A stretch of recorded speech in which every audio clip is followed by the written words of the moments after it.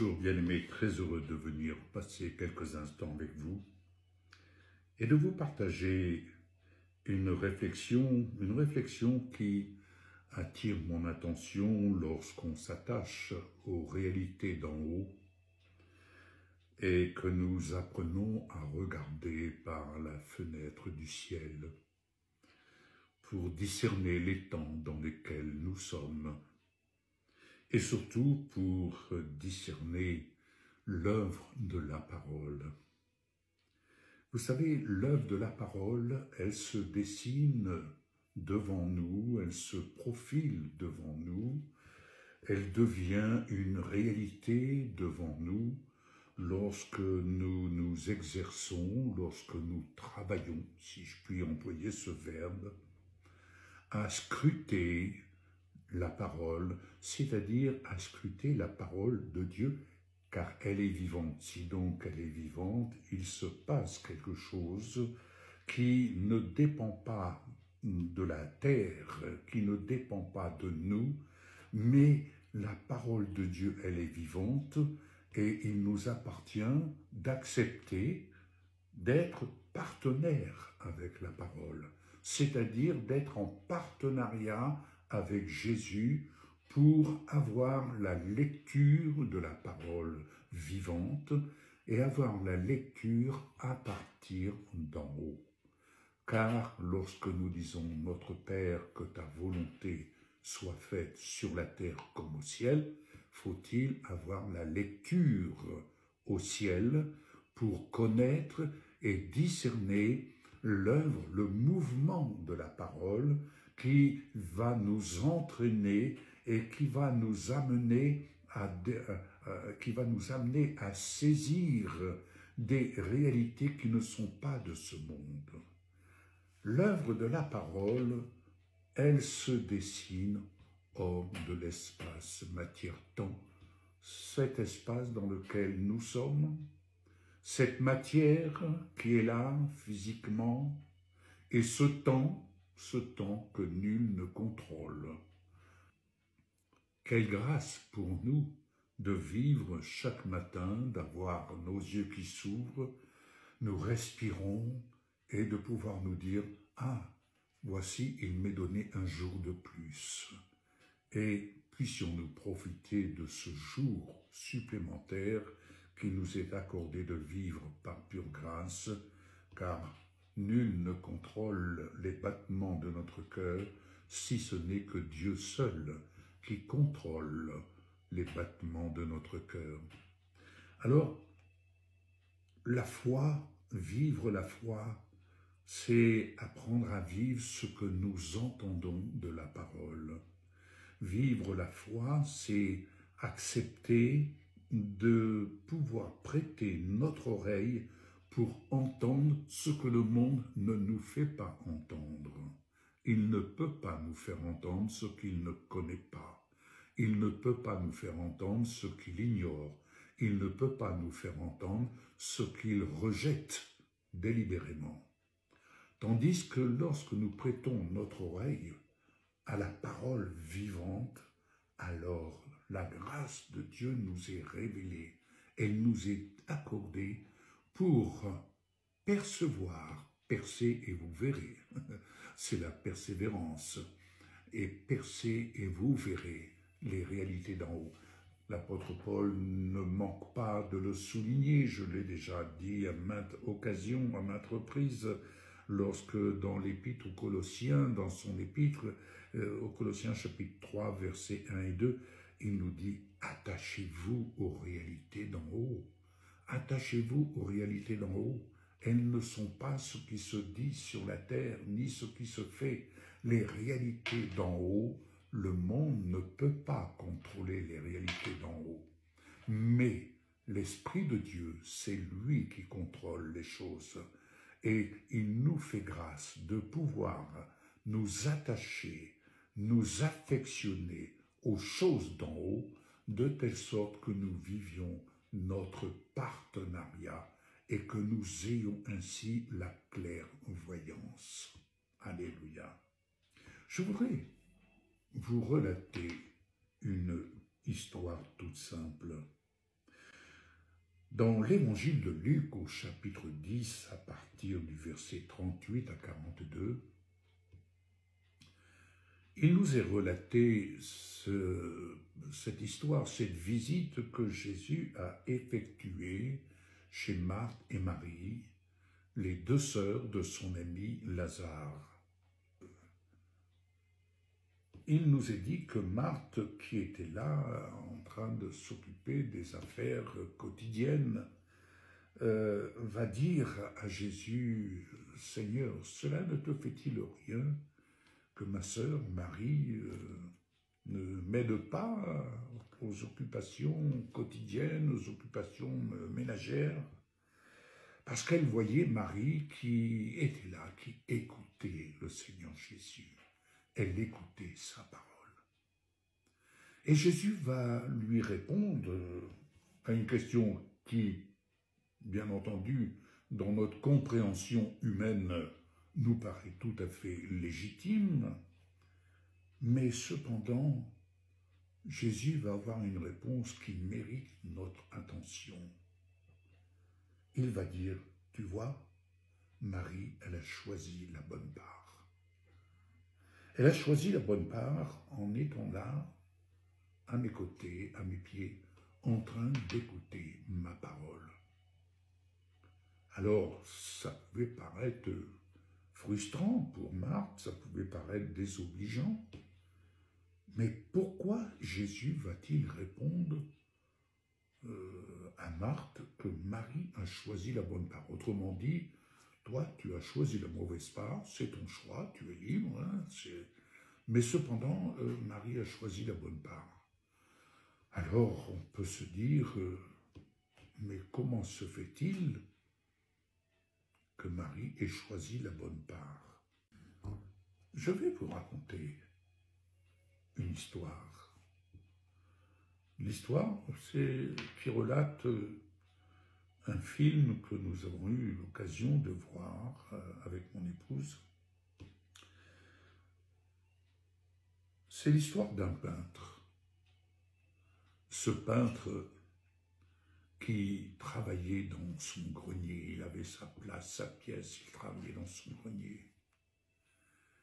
Et voici que son épouse va faire venir une servante pour s'occuper du ménage. Et la servante doit donc faire le ménage dans l'atelier du peintre et elle lui recommande surtout ne toucher à rien, ne déplacer rien. Et la servante, son regard est attiré justement sur différents tableaux que le peintre avait, c'était l'œuvre du peintre. Et elle s'aperçoit qu'il y a un manque de lumière et elle va se mettre à nettoyer les vitres pour qu'il y ait de la lumière sur ce qu'il avait préparé comme étant l'œuvre qu'il allait peindre, cette œuvre qu'il allait mettre en peinture. Et je vous passe les détails. Chemin faisant, le peintre a observé la servante et il a vu qu'elle avait vraiment capté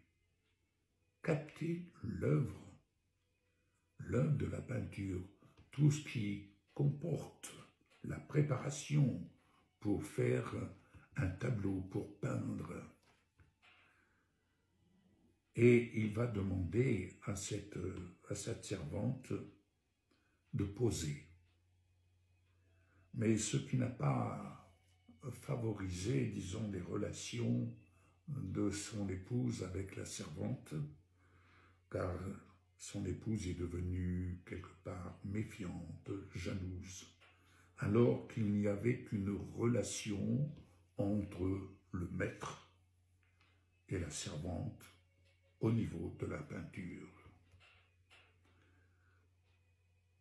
Et il va peindre. Il va faire sa peinture en prenant comme modèle la servante. Mais son épouse était vraiment très loin de son mari sur ce plan artistique, jusqu'au jour où elle va l'obliger à lui montrer le tableau qu'il était en train de terminer. Il ne voulait pas lui montrer. Il ne montrait jamais son œuvre tant qu'elle n'était pas finalisée.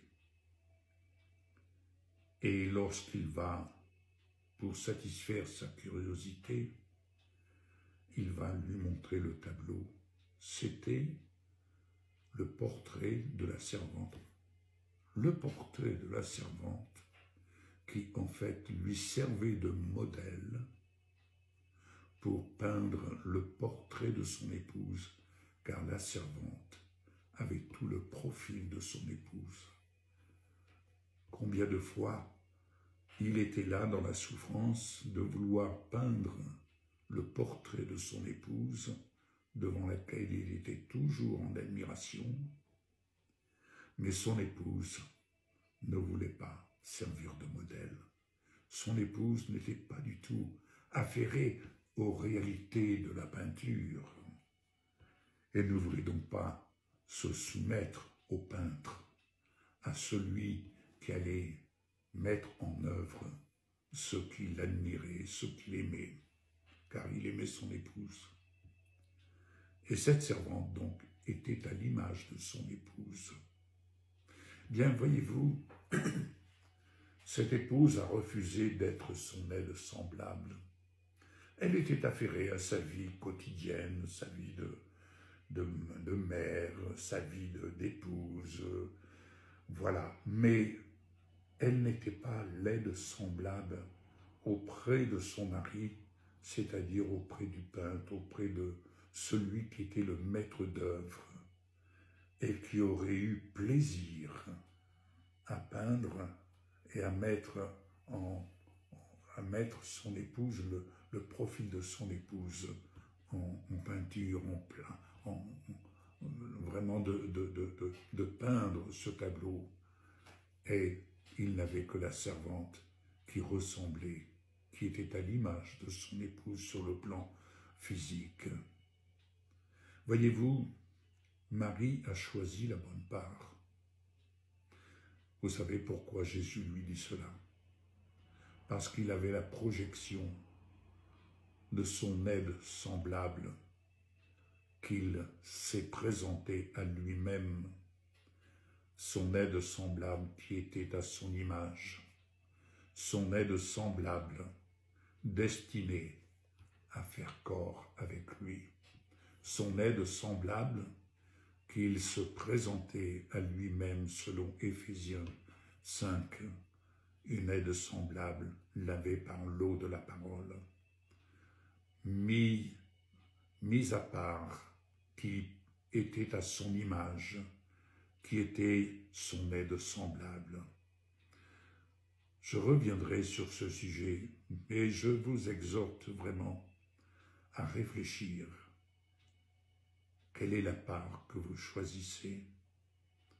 Êtes-vous comme Marie, la sœur de Lazare, qui a pris le temps de laisser les occupations terrestres pour s'affectionner aux choses d'en haut, afin de se présenter au maître d'œuvre, Jésus, le maître d'œuvre, qu'il nous prépare et qui prépare son épouse, qui prépare son aide semblable et qu'il vient rechercher, tandis que son aide semblable se prépare pour aller à sa rencontre. Si vous lisez toutes les lettres que l'apôtre Jean a eu mission d'écrire après avoir vu et entendu ce qu'il a écrit aux 7 églises, en définitive, vous ne trouvez aucune église parfaite. Mais cependant, Jésus, l'époux, lui, il sait présenter son église, son épouse parfaite, qui est à son image, qui a son identité. Elle n'est pas l'identité d'une dénomination, elle est l'identité du « je suis ». Je suis. Christ. Choisissons la bonne part, affectionnons-nous aux choses d'en haut et laissons l'Esprit de Dieu venir nous préparer, et de ce fait, acceptons chaque jour et prenons plaisir à nous poser devant le maître d'œuvre, tout comme le modèle de cet artiste peintre, ce modèle qui posait pour lui afin qu'il puisse peindre celle qui était à l'image de l'épouse, de son épouse. Alors Jésus nous demande simplement de soumettre notre esprit à son esprit qui œuvre de manière à nous rendre semblables à l'image du Fils. Oui, semblable à lui, semblable à je suis. Que le Seigneur vous bénisse. Excellente journée. À très bientôt. Au revoir.